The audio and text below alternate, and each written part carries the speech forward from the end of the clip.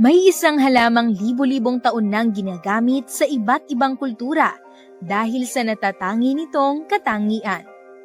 Kaya nitong mag-imbak ng tubig sa makakapal nitong dahon, kaya nakakasurvive ito kahit sa mga tuyo at mainit na lugar. Madalas din itong makita sa mga bahay bilang pampalamuti at sa mga produktong pampangalaga sa balat at buhok. Sa kabila ng karaniwan nitong anyo, isa ito sa mga pinakakilalang halaman na may mahabang kasaysayan ng paggamit sa tradisyonal na pangangalaga sa kalusugan. Kung hula mo ay ang halamang ito ay aloe vera, tama ka. Ang aloe vera ay isang halaman na nabibilang sa Kingdom Plantae, Division Magnoliophyta, Class Liliopsida, Order Asparagales, Family Asphodelaceae, at Genus Aloe. Ang siyentipikong pangalan nito ay Aloe vera burmann-filius na tumutukoy sa pinakakilalang espesye sa loob ng genus Aloe.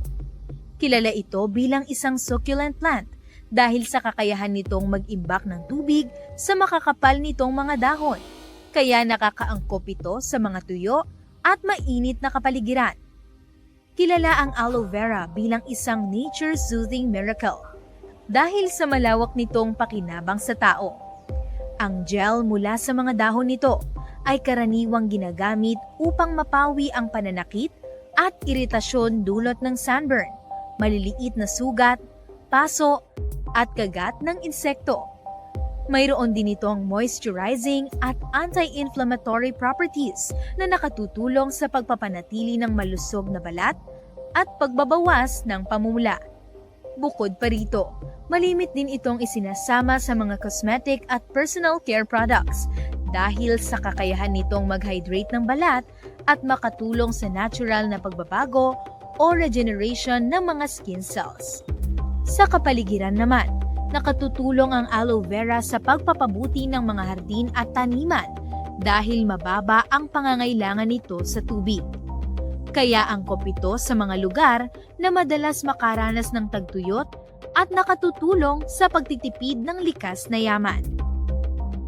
Ang mga natatanging benepisyo ng aloe vera ay nagmumula sa mayaman nitong composition.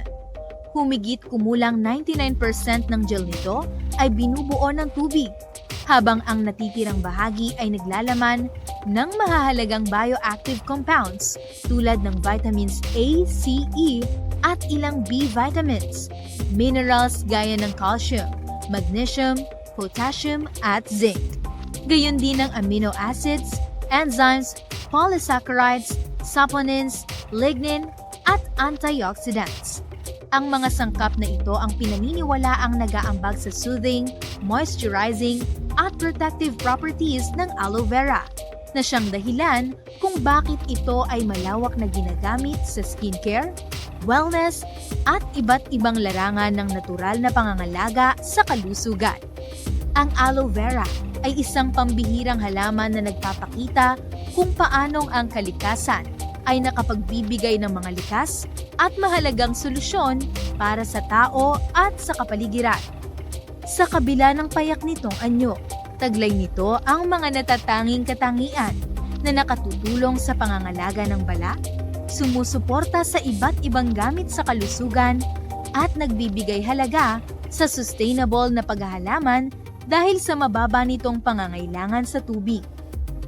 Ang pagsasama ng mayaman nitong bioactive compounds at ang kakayahan nitong mabuhay sa iba't ibang uri ng kapaligiran ang nagpapatunay kung bakit patuloy itong pinahahalagahan at ginagamit sa buong mundo bilang isa sa mga pinakapinakikinabangan na halaman.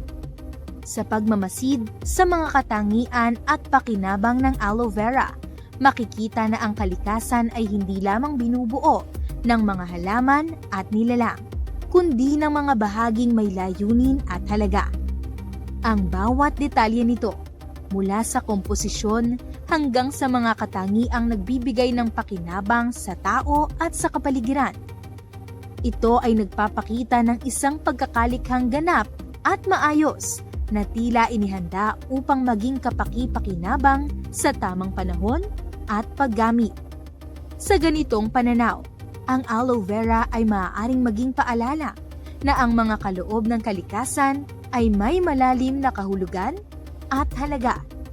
At para sa mga naniniwala, isa ito sa mga paraang nagpapahiwatig ng karunungan at kapangyarihan ng dakilang manlalalang sa pamamagitan ng kanyang Wonders of Creation.